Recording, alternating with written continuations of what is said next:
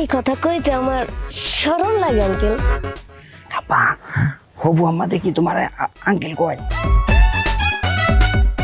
আরে চুপ কর, এটা পরে ঠিক হয়ে যাবো, আগে রাজি করে দিতে। আচ্ছা আচ্ছা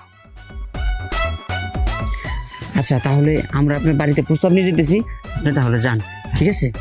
আচ্ছা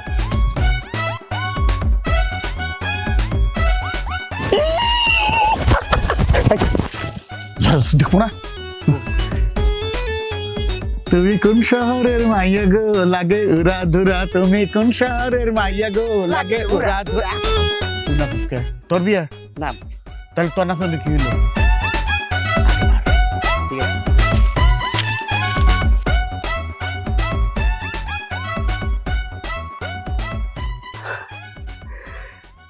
তাহলে মুরব্বী, আমার বোনের আপনাদের পছন্দ হয়েছে? পছন্দ না আর তো কিছু নাই, পছন্দ হয়েছে। আলহামদুলিল্লাহ।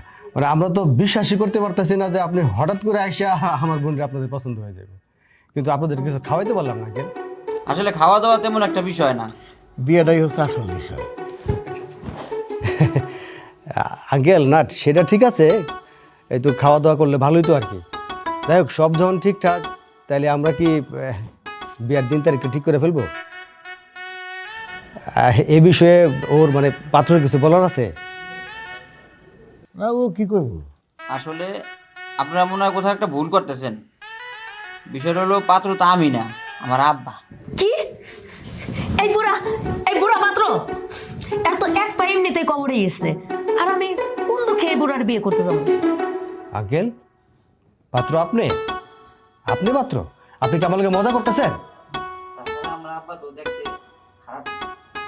ফাইজলামি সারেন মিয়া, কি কোন না কোন, মাথা মতো ঠিক আছে আপনাদের? মাথা মারা আমার পুরা ঠিকই আছে, আপনার মাথা ঠিক নাই। আমাকে ঠিক নেই মানে? শোনেন, বয়সটা কোনো বিষয় না, বর্তমানে যে যত বুড়া তার ডিমান্ড তত বেশি, বোঝা বলেন?